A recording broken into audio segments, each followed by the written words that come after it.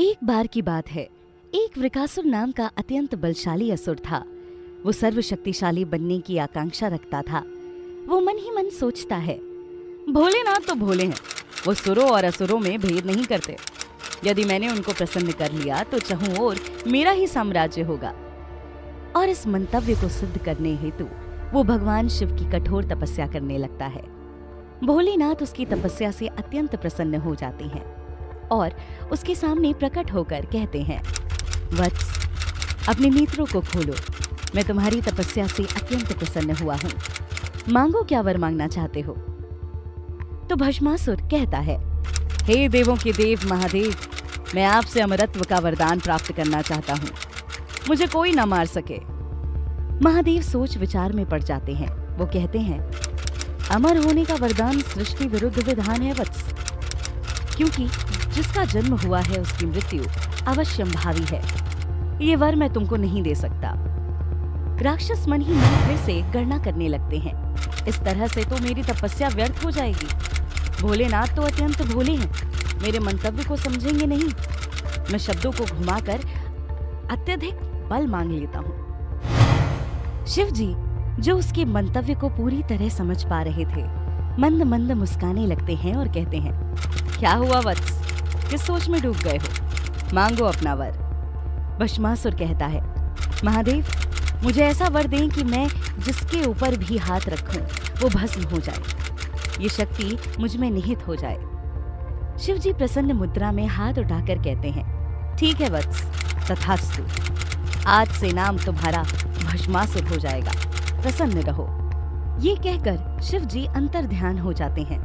उसके बाद भस्मासुर का आतंक क्या धरती, क्या स्वर्ग लोक, क्या पाताल लोक, सब जगह फैल जाता है। सब जगह लोग त्राहिमाम करके इधर उधर भागने लगते हैं। जो भी भस्मासुर से युद्ध करने आता, वो उसके सर पर हाथ रखकर उसको भस्म कर देता। एक दिन वो स्वर्ग लोक पहुंचता है और इंद्र को ललकारता है, इंद्र, कहाँ हो तुम? आज तुमको मैं भस्म करके स्वर्ग लोक का आधिपत्य कर लूंगा। सभी देवता घबरा जाते हैं। तभी वहां नारद मुनि आकर स्थिति संभालने लगते हैं और कहते हैं, नारायण नारायण, अरे भस्मासुर, कैसे हो तुम? मुझे तो भस्म नहीं कर दोगे? भस्मासुर कहता है, तुमसे मुझे क्या आपत्ति, तुम तो एक मुनि हो, मुझे तो जिनका साम्राज्य छीनना होता है उसी को मैं भस्म करता हूँ। नारद जी हंसकर उसको समझाते हैं, तो फिर यहाँ क्या कर रहे हो?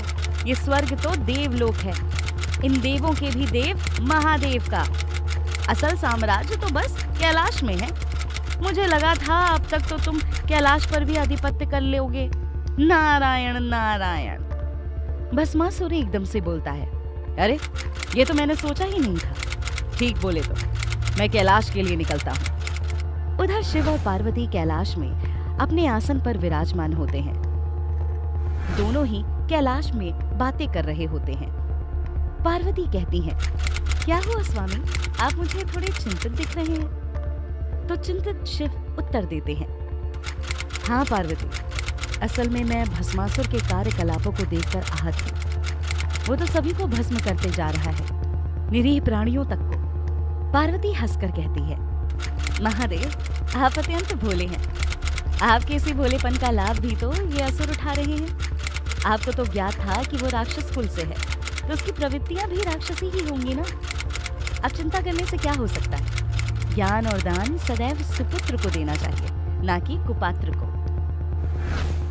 दोनों बातें ही कर रहे होते हैं कि वहां भस्मासुर आ जाता है और जोर जोर से हंसने लगता है और कहता है, आज मैं कैलाश जीतने आया हूँ। पार्वती को एकदम तेज गुस्सा आता है। भस्मासुर पार्वती की सुंदरता देखकर एकदम से मोहित होकर कहता है, अरे कितनी सुंदर हो तुम, इस कैलाश के साथ साथ मैं तुमको भी जीत लूंगा। इस अघोरी के साथ वैसे भी तुम्हारा क्या काम, आओ मेरे पास आओ। पार्वती एकदम क्रोधित होकर कहती है, दुष्ट, महादेव के तीसरे नेत्र से बचो, यहीं खड़े खड़े भस्म हो जाओगे। भस्मासुर जोर जोर से हंसने लगता है, मैं तो स्वयं भस्मासुर हूँ, मुझे कोई क्या भस्म करेगा। शिव क्रोध में लाल होकर अपने स्थान से खड़े होकर कहते हैं, ठीक कहती थी पार्वती, गलत व्यक्ति के हाथ वरदान सदैव हानि ही कराता है। ठहरो भस्मासुर, मैं तुमको नष्ट करता हूँ अभी। भस्मासुर शिव को ही भस्म करने के लिए उनकी तरफ दौड़ता है। उधर नारद, जिन्होंने जानबूझकर भस्मासुर को कैलाश भेजा होता है, ये दृश्य देखकर तुरंत विष्णु लोक पहुंचकर विष्णु जी से निवेदन करते हुए कहता है, महादेव की तरफ भस्मासुर भाग रहा है, आप कुछ करें प्रभु। तभी वहां ब्रह्मा जी भी आकर कहते हैं, क्यों चिंतित हो रहे हो नारद, आज विष्णु जी साक्षात मोहिनी रूप लेने वाले हैं, अतः जब तक वो रूप लेंगे मैं समय के चक्र को रोक दूंगा और भस्मासुर तब तक महादेव को छू भी नहीं पाएंगे। भगवान विष्णु फिर भस्मासुर का अंत करने के लिए मोहिनी रूप रचते हैं। भस्मासुर लगातार दौड़ दौड़ कर शिव जी की तरफ पहुंचने का प्रयत्न कर रहे होते हैं। तभी मोहिनी उसके समीप प्रकट हो जाती है। उसकी सुंदरता से मुग्ध होकर भस्मासुर वहीं रुक जाता है। उधर महादेव एक गुफा के अंदर जाकर बैठ जाते हैं। भस्मासुर मोहिनी को कहते हैं, हे सुंदरी, कितनी प्यारी और मनमोहक सूरत है तुम्हारी, मुझसे विवाह करोगी? मोहिनी कहती है, मैं सिर्फ उसी युवक से विवाह करूंगी जो नृत्य में प्रवीण हो, बलशाली हो, मेरे रूप और यौवन की सदैव रक्षा कर सकता हो।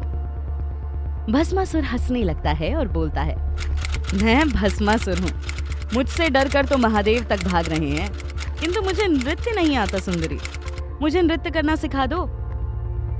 मोहिनी तुरंत तैयार हो गई और बोली, ठीक है, जैसे मैं नाचूं एकदम वैसे ही नाचना। दोनों नाचने लगे। मोहिनी जैसे जैसे नाचती, भस्मासुर वैसे वैसे ही नाचने लगता। थोड़ी ही देर में वो एकदम मगन हो गया।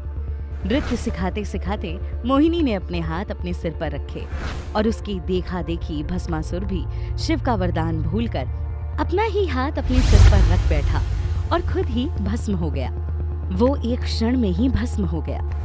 उसके भस्म में परिवर्तित होते ही मोहिनी रूप के भगवान विष्णु तुरंत विष्णु रूप में आ जाते हैं और वहीं पर महादेव भी आकर कहते हैं, कितना सुंदर रूप रचा आज आपने। आपका मोहिनी रूप अत्यंत ही मनभावन था। अनंत काल तक आपके मोहिनी रूप की चर्चा होगी। विष्णु भी उनको उत्तर देते हैं, महादेव, आप तो देवों के देव हैं।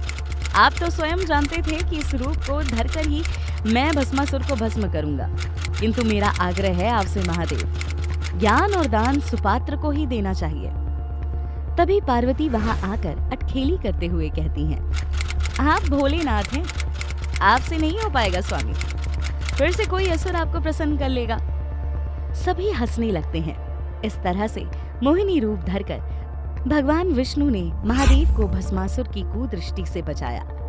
भस्मासुर से बचने के लिए महादेव जिस गुफा में छुपे थे उसे गुप्त धाम के नाम से जाना जाता है। एक किंवदंती ये भी है कि शिव जी गुफा में न छिपकर इनका नृत्य देख रहे होते हैं।